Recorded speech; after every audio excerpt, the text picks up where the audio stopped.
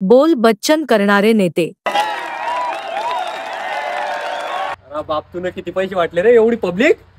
भाऊ भिकारीने 100 रुपये, middle class लोकांनी 500 रुपये आणि अप्पर मिडल क्लास 1000 रुपये वाटलेले मी ना खाली उतर, त्याला खाली उतरव, त्याला खाली उतरव. द्या भाऊ तुम्ही भाषण, इथं थांबतो बाजूला. चिठ्ठी अडकाव चिठ्ठी घेतो का?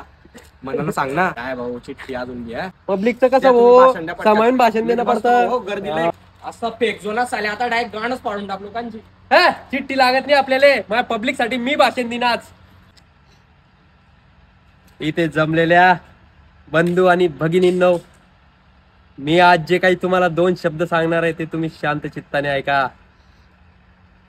मी मागच्या वेळेस सुद्धा आलो होतो, त्यावेळेस सुद्धा हीच पब्लिक होती, हेच लोक होते, पण चेहरा दुसरा निवडला तुम्ही, त्यामुळे मी हताश झालो. पण या वेळेस तसं होऊ देऊ नका. जर तुम्ही मला निवडून दिलं तर पुढच्या 5 वर्षामध्ये आपलं गाव एक जिल्हा म्हणून घोषित करण्यात येईल. त्याच्या पुढच्या 5 वर्षामध्ये आपलं गाव डायरेक्ट एक राज्य बनेल. त्याच्या पुढच्या 5 वर्षामध्ये एक खंड म्हणून आपलं गाव घोषित करण्यात येईल. लक्षात ठेवा माझं बोलणं. आणि खंड झाल्यानंतर ऐकून घ्या, खंड झाल्यावर सुद्धा आपण थांबणार नाही. आपलं गाव एक ग्रह बनेल आणि त्या ग्रहावर फक्त आपल्या समाजाचे लोक राहतील, जे मला मत देतील ते. बाकीच्या दुसऱ्या गावातल्या लोकांना, दुसऱ्या जिल्ह्यातल्या, दुसऱ्या राज्यातल्या, दुसऱ्या देशातल्या लोकांना तिथं एंट्री राहणार नाही. त्या ग्रहावर फक्त आपणच जाऊ शकतो.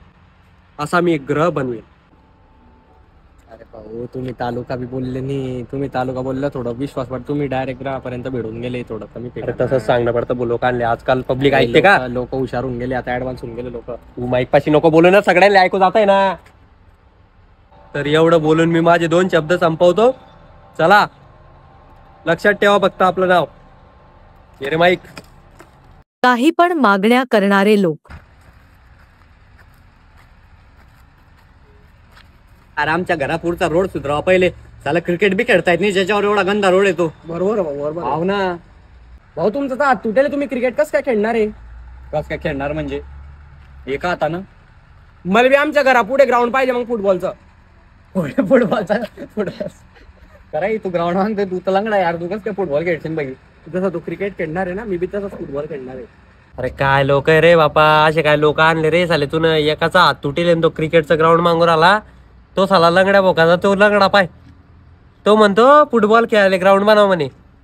काय गो आताच रास आल्यावर तुम्ही काही प्रगती होणार नाही तुमची. हट चला.